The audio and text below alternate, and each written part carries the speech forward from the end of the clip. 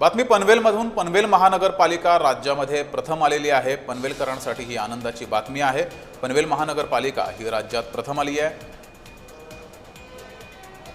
E governance स्पर्धेच्या बाबतीत ही बातमी समोर येते आहे. पनवेल महानगरपालिका राज्यात प्रथम आली असून ई गव्हर्नन्स बाबत पनवेल महानगरपालिकेनं उत्तम कामगिरी केलेली आहे. त्यामुळे हा निकाल जाहीर झालेला आहे. ई गव्हर्नन्स स्पर्धेचा निकाल जाहीर झाला आणि यामध्ये पनवेल महानगरपालिका राज्यात प्रथम आली आहे.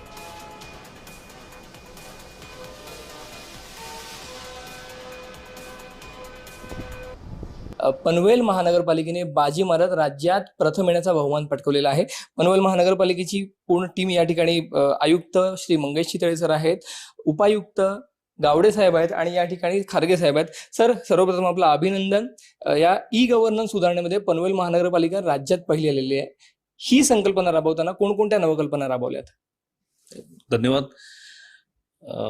आदरणीय मुख्यमंत्री महोदय यांच्या संकल्पनेमधून कल्याणकारी राज्याची संकल्पना राबवण्याच्या अनुषंगाने महाराष्ट्रातील जनतेला अत्यंत सोयीस्कर सुलभतेने जास्तीत जास्त सेवा कशा पुरवता येतील, त्यांच्या तक्रारींचं निवारण कशा प्रकारे करता येईल, या अनुषंगाने ई गव्हर्नन्सचा वापर आणि प्रशासकीय सुधारणा करण्यात याव्या अशा संदर्भामध्ये आदरणीय मुख्यमंत्री महोदयांनी हा 150 दिवसांचा कार्यक्रम या ठिकाणी लॉन्च केलेला होता.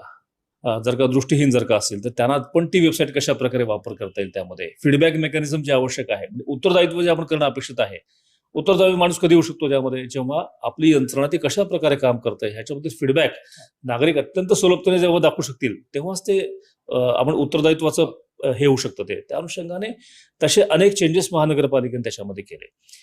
नागरिकांना जास्तीत जास्त सुविधा पुरवण्याच्या अनुषंगाने नागरिकांच्या ठिकाणी आम्ही स्वतःला पाहतो की मी ॲज अ सामान्य नागरिक म्हणून मला काय काय अडचणी येऊ शकतात. आता फॉर उदाहरण जर का आपण बघितलं की एखाद्या नागरिकाला ऍप्लिकेशन करायचं असेल तर कागद कुठला घ्यावा, तो फुलस्कॅप घ्यावा की कुठला घ्यावा, मग ते कोणाकडे तक्रार करावी, मग ती आता आपण लेटर रायटिंग संपलेलं विसरलेलं आपण ते, त्यामुळे तो मायना कसा लिहावा इथपासून लोकांची सुरुवात असते. या सगळ्याला आपण फाटाफूट आपण देतोय. आपण त्याच्यामध्ये असं केलं की आमच्याकडे कॉल सेंटर आम्ही चालू केलं, त्याच्यामध्ये 24 तास आमचे कर्मचारी त्या ठिकाणी अवेलेबल असतात. ते पनवेल महानगरपालिकेने आपला झेंडा फडकवल्याचं आपल्याला पाहायला मिळतंय. साहिल रेळेकर, जय महाराष्ट्र न्यूज, पनवेल.